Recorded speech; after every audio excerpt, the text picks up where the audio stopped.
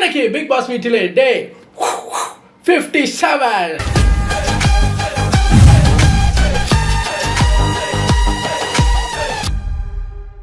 Episode திறந்த உடனே ரம்யா உட்காந்து அழுதுகிட்டு இருக்க விக்ரம் கூட கட்டி பிடிச்சி, என்னம்மா உனக்கு பிரச்சனை, நடிச்சாம 12 மணிக்கு அழுதுகிட்டு இருக்கேன்னு கேட்டா, இந்த சபரி கனி எல்லாம் வந்து அந்த துண்டிப்பு இணைப்பு அப்படின்னு சொன்னாங்கல்ல, அவ விக்ரம் சொல்றாரு இது ஒரு கேம், அதை பத்தி நீ ஏன் கவலைப்படுற அப்படின்னு. இல்ல என்னையே நான் இழந்துருவணும்னு பயமா இருக்கு, அவங்க பிரியணும்னு ஆசைப்பட்டா பிரியட்டும், பிரச்சனை.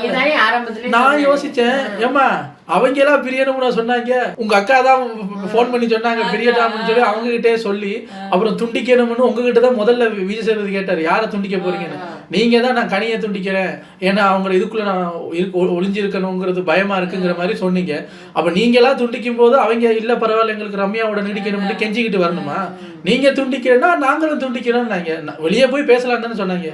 உங்களுக்கு அவங்க துண்டிக்கவும் வேணும், அவங்க துண்டிச்சா உட்காந்து ஆள்றீங்க, ஒரு ஸ்ட்ராங்கா இருங்க மேடம். அதுக்கப்புறமா தான் நைட்டு 1 மணிக்கு ஆதிரை வந்து எஃப்ஜே கூட பேசிக்கிட்டு இருக்கு. பிக் பாஸ் ஒன்று பெருசா நினைச்சு கிரிஞ்சு கண்டெஸ்டன்ஸ் எல்லாம் உள்ள அனுப்புனீங்க, உங்களுக்கு ஆகணும்டா, சத்தியமாகணும், பேக்ஃபயர் ஆகணும். இல்ல 5 பைசாக்கு பிரயோஜனம் இல்லை ஆதிரை வந்தது. பிக் பாஸ் எதுக்கு எலிமினேட் ஆன அத்தனை கண்டெஸ்டன்ஸ்ல எதுக்கு ஆதிரையை ஸ்பெசிஃபிக்கா இப்ப செலக்ட் பண்ணாங்கன்றது புரியாத அளவுக்கு நாங்க முட்டாள் கிடையாது. நீங்க என்ன எதிர்பார்த்து அனுப்பி உள்ள அவங்களை செலக்ட் பண்ணி உள்ள எடுத்தீங்களோ அது நடக்கலன்னு போது ஆகணும் அவனுக்கு. நீ போடுற பால் எல்லாம் நோ பாலா தான் போகணும் போ. ஆதிரை உள்ள வந்து அதை உட்காந்து பேசிட்டு இருக்கும்போது எப்படிதான் இப்படி பேசுறாங்களோ தெரியல. அப்புறம் எப்படி இருக்கீங்க, அவரு நீங்க எப்படி இருக்கீங்க, ஏண்டா ஒரு 4 வாரத்துக்கு முன்னாடி என்ன ஆட்டம் போட்டீங்கன்னு நாங்க தான் பார்த்தோமே, ஏதோ 100 வருஷத்துக்கு அப்புறம் சந்திக்கிற ஃப்ரெண்ட்ஸ் மாதிரி எதுவுமே தெரியாத மாதிரி எப்படி இருக்கீங்க, வீட்டுல குழந்தைகள் மனைவி நலமா, என்ன சார் இப்படி நடிக்கிறீங்க, எப்படி இருக்கீங்க என்ன. அவர் சொல்றாரு இந்த வைல்ட் கார்டில் உள்ள வந்தவங்க ஆதிரையோட பேரே டேமேஜ் ஆனதுக்கு நான் தான் காரணம்ங்கிற மாதிரி ஒன்று சொன்னதுல இருந்து எனக்கு ரொம்ப கில்ட் ஆயிடுச்சு. ஏதோ வந்து ஏன் சிரிக்கிற, இல்லை கில்ட்டுன்னு சொன்னியே அதை நினைச்சேன் சிரிச்சேன். நீ சிரிக்கிறதுல ஒரு நக்கல் சிரிப்பு இருக்கே, அது அப்படித்தான், நீ கில்ட்டுன்னு சொன்ன பாத்தியா, அதை நினைச்சேன் சிரிச்சேன். அப்புறம் எனக்கு உன் மேல ஃபீலிங்கு அது இதுன்னு கனிகிட்ட எல்லாம் போய் சொல்லிக்கிட்டு தெரியுற. இங்க பாரு, நான் வந்து கனிகிட்ட சொன்னது அவக்கு என் மேல ஒரு ஃபீலிங் கிரியேட் ஆகிருச்சோ இல்ல ஆகிடுச்சின்னு நீ போய் சொன்ன. ஆமா நீ வந்து என்கிட்ட சொன்னில்ல, நீ தான் என்னோட ஸ்ட்ரென்த்து, நீ தான் என்னோட வீக்னஸ்ன்னு சொன்னில்ல, சொன்னா உன் மேல லவ் வந்துருச்சுன்னு அர்த்தமா? ஏமா என் கூட பேச மாட்டியா, உன்னை நான் மால்லையே சைட் அடிச்சேன், நான் நீ என் வீக்னஸ் நீ என் ஸ்ட்ரென்த்து, உமா கொடுக்கறது இதெல்லாம் கொடுத்துப்புட்டு எப்ப லவ்னு சொன்னேன் யாரும் ஏமாத்த பாக்குற பூச்சாண்டி காட்டுறியா, நீங்க 2 பேரும் எங்களுக்கு பூச்சாண்டி காட்டுறீங்களா, என்னடா அவங்க கேமு இளவெடுத்தவங்களா, நாங்களே எப்படா இது முடியுது இல்லைன்னு உட்காந்து இந்த கருமத்தை பார்த்துட்டு இருந்தா இன்ட்ரெஸ்ட் ஏதாவது பண்ணுவீங்களா?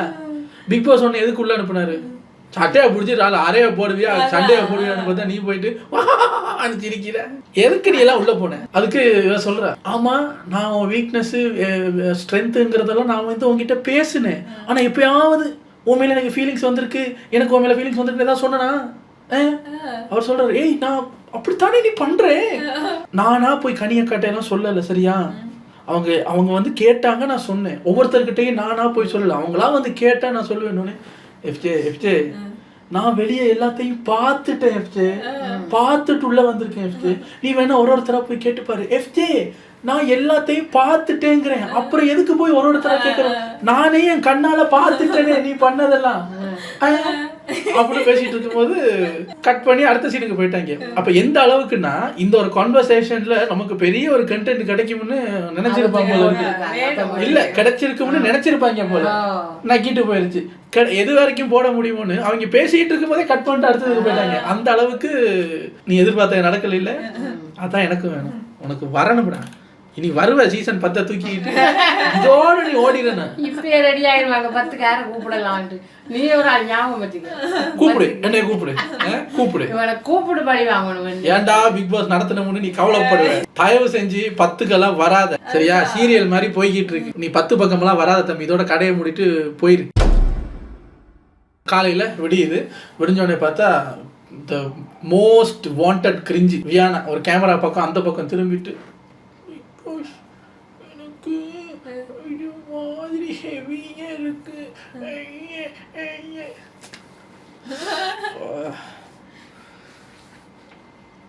இதெல்லாம் பார்க்கும்போது எங்களுக்கு எவ்வளவு ஹெவியா இருக்கும்.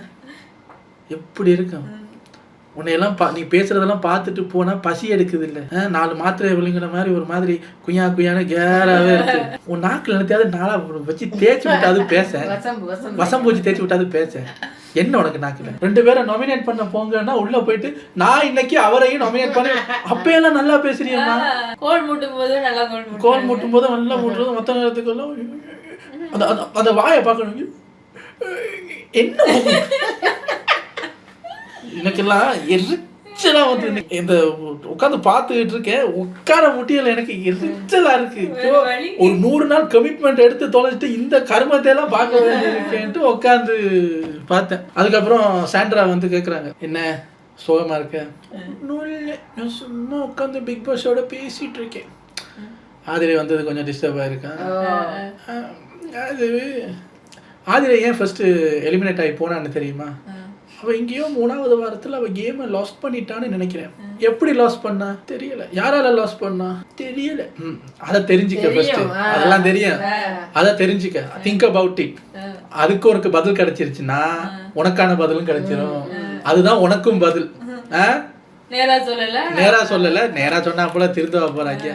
அதுக்கப்புறம் பார்த்தா தலை போட்டியில பிரஜனும் ரம்யாவும் தான் விளையாட வேண்டியது. ஆனா ஆதிரை உள்ள வந்ததுனால, ஆதிரை நீங்க சேர்ந்து விளையாடு. ஆதிரை மேல பெரிய நம்பிக்கை வைக்கிறாரு அவரு. ஆனா ஆதிரை எப்படி விளையாண்டுச்சுன்னு பார்த்ததுல அவருக்கு இப்ப தெரிஞ்சிருக்கு. அதுக்கப்புறம் வெளியே போகும்போது ஆதிரை ஒரு திமிரோட போச்சு இல்ல, டபுள் திமிரோட திருப்பி வந்திருக்கு. ஆதிரையை போய் செலக்ட் பண்ணியடா, உனக்கு ஆகணும். வந்தோடனே உன்னை அசிங்கப்படுத்திருச்சு பாத்தியா, உனக்கு ஆகணும் முடி. என்ன கேம் அப்படின்னா, அந்த டொமினோ பிரிக்ஸ் இருக்குல்ல, அதை இப்படி இப்படி இப்படி அடிக்கி அங்க ஒரு பால் இருக்கும், கீழே ஒரு சட்டியில மண்ணு வச்சிருப்பாங்க.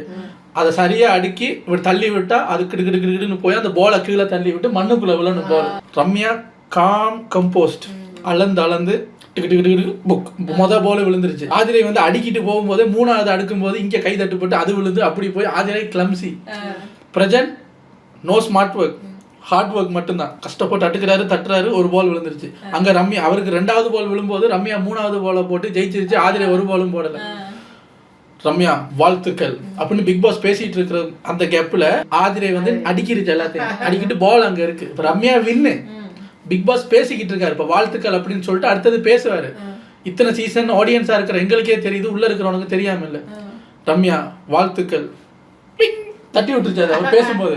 அவர் பேசிட்டு இருக்கும்போது இப்ப நீ ரம்யா வாழ்த்துக்கள் சொல்ல, கட்ட கட்ட கட்ட கட்ட கட்ட கட்ட பூம் பேசிட்டு இருக்கும்போது அந்த பிரிக்ஸ் வந்து பிக் பாஸ் பேசும்போது எல்லாரும் சைலண்ட் ஆயிடுவாங்க.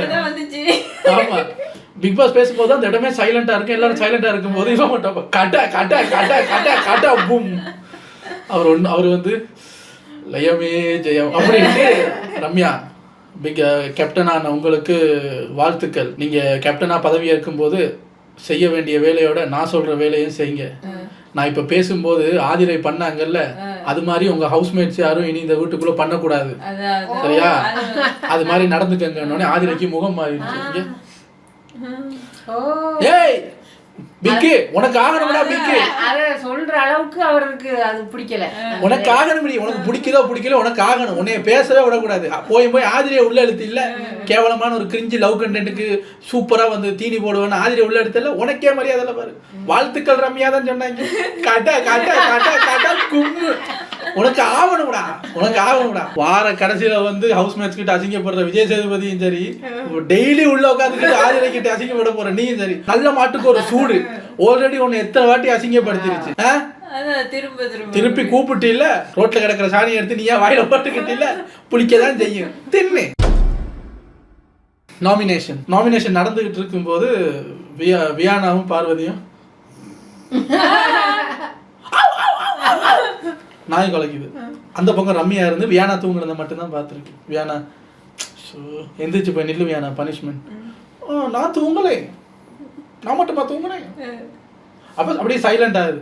அப்போ பிக் பாஸ் வந்து கேப்டன் என்னது ஏதாவது பார்த்து பண்ணுங்க அப்படின்னு எங்க சொன்னா கேட்குறாங்க. வியானா எந்திரிச்சு போய் நில்லு அப்படின்னோடனே எந்திரிச்சு போய் நிற்கிறாங்க. வியானா கேட்குது, நான் மட்டும் தான் தூங்குறேன்னா? நான் மட்டும் தான் தூங்குறத பார்த்தியா? நானே ஆமா நீ தூங்குறதான் பார்த்தேன். எல்லாரும் அந்த பக்கம் கை காட்டுறாங்க. பாரு நீ தூங்குனியான்னு. ஆமா நான் தூங்குனேன். ஏன் பாரு சொல்லும்போதே அதான் சொல்லிக்கலாமே. ஒரு மனசாட்சி இல்லாம அப்படி உட்கார்ந்து இருக்க ஜடம் மாதிரி. இல்ல உன் தலை வாயால சொல்லி கேட்கணும்னு எனக்கு ஆசை, அதனாலதான் நீங்க சொல்ற வரைக்கும் உட்காந்துருந்தேன். ஏமா தலைக்கு என்ன 1000 கண்ணா இருக்கு, எனக்கு 2 கண்ணு தான் இருக்கு. இப்ப நான் உன்னை பாக்கலன்னா நீ 2 பேரும் சேர்ந்து பண்ண தப்புக்கு ஒருத்தனுக்கு தண்டனை கொடுக்கும் போது கமுக்கமா உட்காந்துருக்கிய, என்ன ஜென்ம நீ எல்லாம். அப்ப அது அப்படி ஒண்ணு, அதுல சின்ன பனிஷ்மெண்ட். இந்த மாதிரி நாமினேஷனுக்கு நடுவுல நடக்கிற சிறு சிறு விஷயங்கள் எல்லாம் எடுத்து கண்டென்ட் பண்ணணுங்கிற நிலைமை உனக்கு வந்துச்சு பாத்தியா பிக்கு. அரே பிக்கு, எனக்கு அதுதான் ரொம்ப சந்தோஷமா இருக்கு. கண்டென்ட்டுக்கு அலையிற பாத்தியா. துணிமணி நம்ம அடிச்சு வை 10வது சீசன். ஆமா, எனக்கு இந்த பிக்கு பைய கண்டென்ட்டுக்கு அலைஞ்சிக்கிட்டு இருக்கான் பாத்தீங்களா. அந்த நாள் என்ன நடக்கும் ஏதாவது கொடுங்கடா, இன்னைக்கு எபிசோட ஓட்டணும்டா, ப்ரோமோ கட் பண்ணணும்டான்னு பிச்சை எடுக்காத ஒரே அலையிறான். இந்த மாதிரி இந்த கண்டெஸ்டன்ட் செலக்ட் பண்ணும்போது ஒரு டீம் செலக்ட் பண்ணிருக்கல, அவனை செருப்பால் அடி. இப்படி கண்ட கஸ்டமரா கண்ட யாரு இவங்க கண்டெஸ்டன்ட் பாருங்க, அவன் யாருன்னு எனக்கு தெரியல. இந்த மாதிரி கஸ்டமர் உள்ள கொண்டு வந்து போட்டி இல்ல, அந்த செலக்ஷன் டீமை நம்பி நீயும் ஓகே சொன்னில, உனக்கு ஆகணும். அதுக்கப்புறம் பார்த்தா FJ, திவ்யா, கமருதீன், பார்வதி, பிரஜன், அமித், சாண்ட்ரா, விக்ரம், வினோத், கனி, சுபி, எவ்ரிபடி நாமினேட்டட். எஸ்கேப் ஆனது யார் அப்படின்னு பார்த்தீங்கன்னா ரம்யா கேப்டன். ஆதிரை ஃபர்ஸ்ட் வீக்குனால அவங்க நாமினேட் பண்ண முடியாது. அதை தாண்டி அரோரா, சபரி, வியானா இவங்க 3 பேரும் நாமினேஷன்ல இருந்து ஃபுல்லா எஸ்கேப். இதுல இப்ப அரோரா தப்பிச்சதுல பார்வதிக்கு பெரும் ஆமா ஒரு பெரும் ஒரு கோபம். இதுல இப்ப கமருதீனுக்கு என்னன்னா, கமருதீனை நான் இவ்வளவு நல்லவன் நினைச்சுக்கிட்டு இருந்தேன். நானு தான் கூட சுத்திட்டு இருக்கிற ஒரு பொண்ணு திடீர்னு நாமினேஷன்ல வரல அப்படின்னு பார்வதி பக்கம் சைட் ஆகுறாரு. ஆமா அவ பேசினது தப்புதான் அது. அப்ப அரோரா சொல்லுது, இங்க பாருப்பா கமருதீன், அவன் உனக்கு சாணியவே கரைச்சி ஊத்துனாலும் நீ இப்படி தட்டிட்டு போயிருவ, என்னால அப்படி இருக்க முடியாது. இங்க சாணியெல்லாம் யாரும் கரைச்சி ஊத்தல, இப்படி எல்லாம் பேசாத சரியா அரோரா, எனக்கு சாணியெல்லாம் அப்படி ஒண்ணும் கரைச்சி ஊத்தலையே. அரோராட்ட சொல்லிடுவ, எங்க கிட்ட நாங்க தான் பார்த்தோம்ல, நீ தப்பா தோன்றியா. மாட்டு சாணியெல்லாம் இல்ல சார், மாட்டு ஐட்டத்தையும் மஞ்சள் ஐட்டத்தையும் கலந்து அடிச்சுட்டாங்க. குருநாதா என்ன உங்களுக்கு புது ஐட்டம் இருக்காங்க, அப்படி போய்கிட்டு இருக்கடா வெளியே. நீங்க என்னடா உள்ள பாரு பீருன்னுக்கிட்டு. அவர் சொல்றாரு, இப்ப நீயும் என் ஃப்ரெண்டு தான், அவன் என் ஃப்ரெண்ட் தான், என்னால விட்டெல்லாம் கொடுக்க முடியாது. கொடுக்கணும்டா, இது ஃப்ரெண்ட் எல்லாம் கிடையாது, கண்டெஸ்டன்ட். அவன் எத்தனை இடத்துல விட்டு கொடுத்துருக்கான்னு வெளியே வந்து பாரு, நீ எல்லாம் திருந்தவே மாட்ட. அரோரா சொல்லுது, அப்பா சாமி நீ என் கூடவே பேச வேணா, உன் சாணியை கரைச்சி ஊத்தின ஃப்ரெண்டு கூடவே இரு அப்படின்னு. ஓகே ஓகேன்னு 2வது நாள் உனக்கு அறிக்கி, அப்ப வருவேன் அப்படின்னு வருவேன். அதுக்கப்புறம் பார்த்தா ஒரு 2 நாளைக்கு அப்புறம் அங்க போவேன் பாரு அப்படின்ட்டு போவேன்.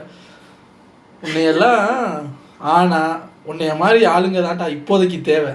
இந்த பிக்கு பாயில போட்டு அடிக்கிறது, இந்த பிக்கு எனக்கே உங்களை எல்லாம் பார்க்க எரிச்சலா இருக்கே. பிக் பாஸுக்கு எப்படி இருக்கும் சாவடி. கமருதீனை வச்சு இவ பேசிக்கிட்டு இருக்கா, பாரு பாத்தியா உன்னைய வச்சு கேம் ஆடிப்புட்டு அவ தப்பிச்சிட்டா பாரு இந்த வாரம்.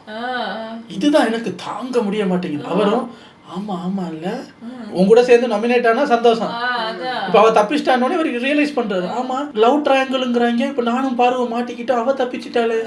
இந்த லவ் ட்ரையாங்கிள் இருக்குல்ல, அதுல நீங்களும் அரோராவும் பார்க்க ஃப்ரெண்டு மாதிரி தெரியுது, ஆனா நீயும் பார்வும் பண்றதை பார்க்கும்போதுதான் கடுப்பா இருக்கு. அப்போ ஆட்டோமேட்டிக்கா அரோரா சேவ் தான் ஆகும். உங்க 2 பேருக்கு அதை தாங்க முடியல. பார்வு சொல்லுது, இப்ப நான் மட்டும் வந்து மாட்டணும், இப்ப பாரு அவ தப்பிச்சிட்டா, நானும் நீ தானே மாட்டிருக்கோம், அவ தப்பிச்சிட்டா ஏத்தி விடுது. பாரு கூட இருந்தா ஏத்தி விடுவான்னு நீ தான் சொன்ன, திருப்பி அங்க போய் நீ தான் ஏத்திக்கிட்டு வாங்கிக்கிட்டு இருக்க. சாவடி, எல்லாரும் சாவுங்க, கமருல இருந்து பிக்கு பயில இருந்து எல்லாரும் சாவுங்க. அதுக்கப்புறம் ஆதிரை வந்து சொல்றா, அட்வைஸ் பண்றா பாருக்கு, சின்ன புள்ள மாதிரி பண்ணாதீங்க சரியா, நீங்க எல்லாரும் ஒண்ணுமே இல்ல, நீங்க எல்லாம் ஒன்று கிரியேட் பண்ணிக்கிட்டு ட்ரையாங்கிள் ரெக்டாங்கிள் ஹெக்ஸாகன் போய்கிட்டே இருக்கீங்க, வெளியே போய் என்ன வேணாலும் பண்ணுங்களேன், இந்த ட்ரையாங்கிளுக்கு முதல் ஒரு முற்றுப்புள்ளியை வை அப்படின்னு. இவ அரோரா உங்க கூட பேசலாமா? அரோரா வந்து தொலைறேன், வெளியே போயிட்டு இங்க பாருங்க அரோரா, இந்த ட்ரையாங்கிளுக்குள்ள வந்து நான் வரல, ஏமா ட்ரையாங்கிள்ல மெயின் பாயிண்டே நீ தானா, பேசிக்கிறாங்க வெளியே. நான் அந்த ட்ரையாங்கிளுக்குள்ளே வர விருப்பப்படல சரியா, இந்த ட்ரையாங்கிளுக்கு நம்ம ஒரு முற்றுப்புள்ளி வைக்கணும். அரோரா சொல்லுது, இங்க பாருங்க பாரு, இந்த இருக்குல்ல பிக் பாஸ் கதவு, இது இப்ப திறந்துச்சுன்னா அந்த பக்கம் ஒரு மாரியம்மன் கோயில் இருக்கு, திறந்தோடனே நீங்க 2 பேரும் போய் அந்த மாரியம்மன் கோயில்ல கல்யாணம் கூட பண்ணிக்கீங்க. ஐ டோன்ட் கேர், ஏன்னா எனக்கு அவன் மேல எனக்கு ஒரு லவ் இன்ட்ரெஸ்டே இல்ல, உனக்கு தான் இருக்கு. அவன் வந்து பேசுனா நான் பேசுவேன், நானா போய் எல்லாம் பேச மாட்டேன், அவன் வந்து பேசுனா நான் பேசுவேன். அவ சொல்ற, நம்ம வந்து இஃப் நெசசரி அவனை கூப்பிட்டு உட்கார வச்சு நம்ம 2 பேரும் சொல்லிடுவோம். அதை செய் முதல்ல. அவனை கூப்பிட்டு உட்கார வச்சு 2 பேரும் சொல்லிடுவோம், என்ன சும்மா அந்த ட்ரையாங்கிளுக்குள்ள இழுக்காது, ஐ டோன்ட் கேர், நீ போய் கல்யாணம் பண்ணு, பேய்க்கு சண்டை, நான் என்ன பண்றது, கல்யாணம் பண்ணி என்ன வேணா நல்லா இருக்க, என்ன விட்டுருங்க அப்படின்னு. அதுவும் அந்த கண்டென்ட்டையும் கண்டினியூ பண்ணுவாங்கன்னு பார்த்தா அதையும் இடையில கட் பண்ண வேண்டிய மாதிரி பிக்கு பயலுக்கு ஒரு சோதனை. ரொம்ப நேரமா மொக்கையா ஓடிக்கிட்டு இருக்கு, ஏதாவது சண்டை வர்ற மாதிரி கொடுப்போம் அப்படின்ட்டு பட்டிமன்றம். என்ன பட்டிமன்றம்? கிச்சன் வேலை அண்ட் பொறுப்புகள் யாருக்கு பெஸ்ட், ஹவுஸ் கிளீனிங் யாரு பெஸ்ட், பாத்ரூம் கிளீனிங் யாரு பெஸ்ட், 3 டாபிக். ஆனா பெண்ணா, சரி ஆண் பெண்ணுன்னு பிரிச்சு போன சீசன் மாதிரி சண்டையை மூட்டுவோம்னு பார்த்தா இவங்க ரெடி ஆகுறாங்க. அப்போ அதுல ஒரு ஆண்ல இருந்து ஒரு ஜட்ஜும் லேடிஸ்ல இருந்து ஒரு ஜட்ஜும் செலக்ட் பண்ணுங்க. ஆணெல்லாம் அப்படி ஒண்ணு கூட்டுனாங்க, கமருதீன் ஜட்ஜ் சொல்லிட்டு உட்காந்துட்டாங்க. லேடிஸ் எல்லாம் ஒண்ணு கூட்டுனாங்க,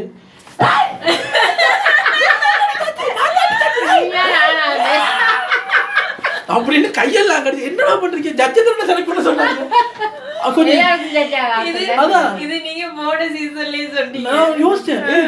கொஞ்சம் கண்ணை திறந்து பாருங்க, இப்படி போனாங்க இப்படி வந்தாங்க, கமருதீன் ஜட்ஜுங்க, அப்புறம் சிரிச்சுக்கிட்டு இருக்காங்க, உட்காந்து விளையாடிட்டு இருக்காங்க.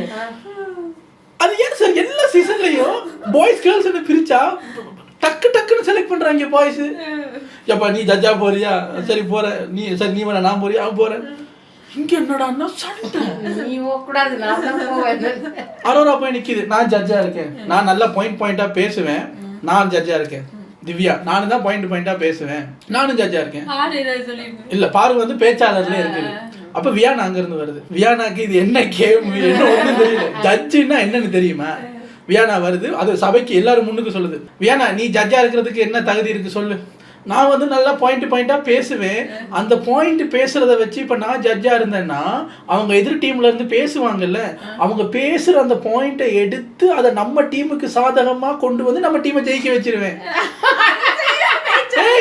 அப்ப நீ பேச்சாளர் அங்க போய் உட்கார பேசாம, இல்ல நான் ஜட்ஜு. அப்ப திவ்யா சொல்லுது, பாயிண்டே அவுட், ஜட்ஜுன்னா நடுநிலையா இருக்கு. அவன் வந்து அப்படி வேற ஒண்ணு இருக்கோ, அப்படி மட்டும்தான் இருக்கு. எங்கேயாவது ஜட்ஜு வந்து என் டீமை ஜெயிக்க பப்ளிக்ல நின்று சொல்லுவாரா? இந்த வியானா நீ. அப்ப அந்த டீம்ல இருந்து என்ன சொல்றாங்கன்னா, திவ்யாவும் அரோராவும் சூப்பரா பேசுறவங்க, அதனால பேச்சாளருக்கு எங்களுக்கு தேவை, நீங்க வந்துரு. அரோரா சொல்லுது, நல்லா பேசுறவங்க தானேங்க மத்த பேசுறவங்கள்ட்ட இருந்து பாயிண்ட்ஸை சரியா எடுப்பாங்க, நான் ஜட்ஜா இருந்துட்டு போறேன்னு. இல்லங்க நல்லா பேசுறவங்க எங்களுக்கு வேணும் வாங்க அப்படின்னா. அப்ப அரோரா சொல்லுது, இப்ப நல்லா பேசுறவங்க அங்க வாங்கன்னா அப்ப நீங்க ஜட்ஜுக்கு அனுப்ப போறவங்க என்ன டம்மியா? டம்மியான கண்டஸ்டன்ஸை பார்த்து ஜட்ஜுக்கு அனுப்ப போறீங்க, நல்லா பேசுறவங்களும் அங்க வாங்கன்னா. நல்லா பேசுற ஒருத்தர் ஜட்ஜா இருக்கணும்ல. எதிர் டீம்ல ஒரு ஜட்ஜி வந்துட்டாரு, அவர் சொல்றதை கேட்டுட்டு இங்க இருக்கிற டம்மி ஜட்ஜி வந்து அப்படின்னு இருந்தா என்னங்க? மறுபடியும் வியானாக்கு ஜட்ஜினால என்னன்னு தெரியாதுல்ல. ஏய் யாரு பார்த்து டம்மி, நான் டம்மி எல்லாம் கிடையாது, உன்னைய சொல்லவே இல்லையே. என்னடா அது திட்டுது போற. ரொம்ப பிடிக்குது. ஆமா ரொம்ப பிடிக்கும். ஏமா நீ டம்மின்னு நாங்க சொல்லல, உனக்கு மட்டும் ஏன் குத்துது? அப்ப நீ தான் டம்மியா? உனக்கே நீ டம்மின்னு தெரிஞ்சு போச்சா? அது ஒரு பெரிய சண்டையாகுது. என்ன? அப்ப திவ்யா சொல்லுது, ஏமா அவ சொன்னது புரியுதா இல்லையா உனக்கு? அவ யாரையுமே டம்மி சொல்லல, பொதுவா சொல்றா.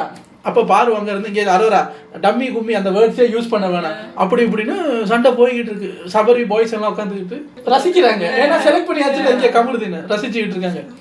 அங்கே வந்து கச்சடி முச்சடின்னு போய் கடைசியில் ஓட்டு போடுவோம் அப்படின்னு பார்த்தா நான் வியானாக்கு ஓட் போடுறேன். சுபி நான் வியானாக்கு போட்டுறேன். சரி நான் வியானாக்கு, நான் அரோராக்கு ஒன்று, நான் வியானா ஜெயிச்சிருச்சு.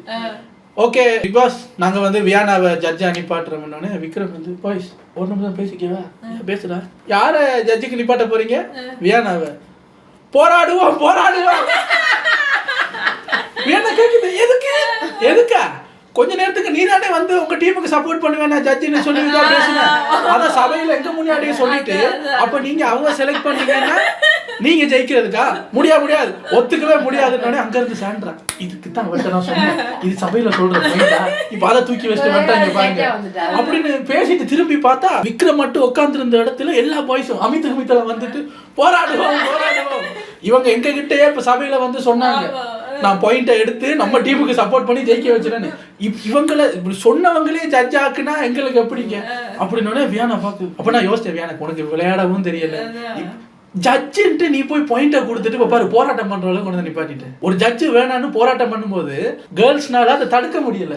ஏன்னா கேர்ள்ஸுக்கே தெரியும், ஆமா நீ சபையில வந்து நின்று எல்லாருக்கும் முன்னாடியும் ஜட்ஜுன்னா என்ன பண்ணக்கூடாதோ அதை நான் நல்லா பண்ணுவேன், என்னை செலக்ட் பண்ணுங்கன்னு சொல்றேன். இப்ப வேற வழியே கிடையாது, திருப்பி ரீ ஓட்டு போகுது. அவங்க 2 செகண்ட்ல செலக்ட் பண்ணிட்டாங்க, இவங்க 2வது தடவை எலெக்ஷன் நடத்துறாங்க. எலெக்ஷன் நடத்தி கடைசியில அரோரா அப்படின்னு வியானா நடந்து போயிருக்கு.